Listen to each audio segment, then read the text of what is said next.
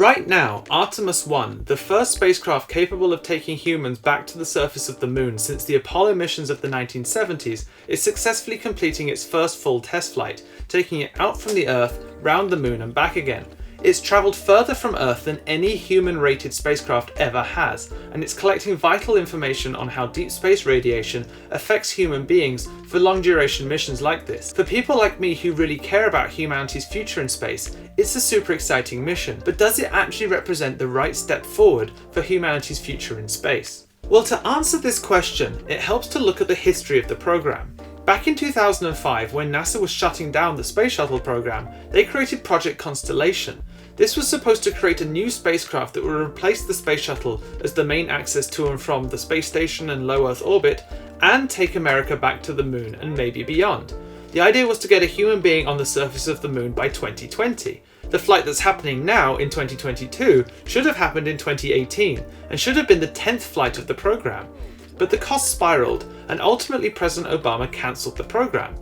A new program grew out, what is now Project Artemis, but it was much smaller scope, focused only on going back to the moon and potentially beyond at some point. The cost of the two programs together to get us to where we are now has been in the region of $45 to $50 billion. But the Artemis program isn't the only contender here. SpaceX has also been developing its own system for getting humans to the surface of the moon. They call it Starship, and from what I can tell, it's costing them around $7.5 billion to develop. They've been going at Starship since about 2016, with some support from NASA, but a lot of private money as well. But the differences between the two programs go well beyond the funding. On the one hand, Artemis uses Orion, a little capsule, rather like the Apollo capsules of the 1960s, that rides on top of the Space Launch System, a gigantic rocket directly derived from the Space Shuttle technology, going back to the 1970s. It works like 1960s tech, and it's using 1970s tech, and it costs around $4 billion per launch to fly.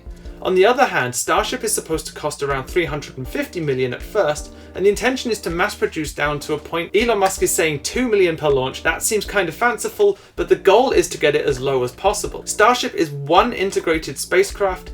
It launches like a rocket, lands like an aeroplane, kind of like the Space Shuttle was intended to. It can go to the moon, it can go to Mars, it can go to low Earth orbit, it can go to asteroids. It has a whole range of different applications. It's cutting edge technology, a completely new concept. So on the one hand, you have NASA spending untold billions to create yesterday's technology, and on the other hand, you have SpaceX developing something a lot more impressive for a lot less. So why is it that SpaceX has been so much more successful at creating new space technologies? Well, it's really a question of purpose.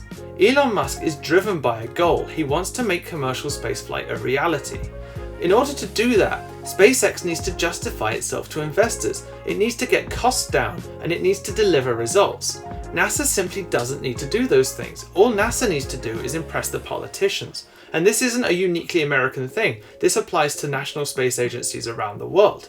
They don't care about progressing technology or achieving somebody's vision. They care about doing the things that politicians expect them to do, which means creating jobs in a local area, whether or not that actually makes economic sense, and achieving something that's impressive for national prestige. These are not goals that are conducive to innovation. Commercial incentives are conducive to innovation. And that is why SpaceX has been so much more successful at advancing this technology. And that is why I'm a lot more excited about SpaceX's plans for the moon than I am about the Artemis program. I expect the Artemis program to ultimately turn out the same way Apollo did. A few missions, an impressive achievement, and then it fizzles out because there's no long-term commercial viability there. SpaceX will be here for the long run, and that's a lot more exciting. I talk about this in a lot more detail in my interview with Dr. Robert Zubrin a few months ago. I'll drop a link below. I strongly recommend checking it out for much more detail and his incredible knowledge about these differences and why things are the way they are.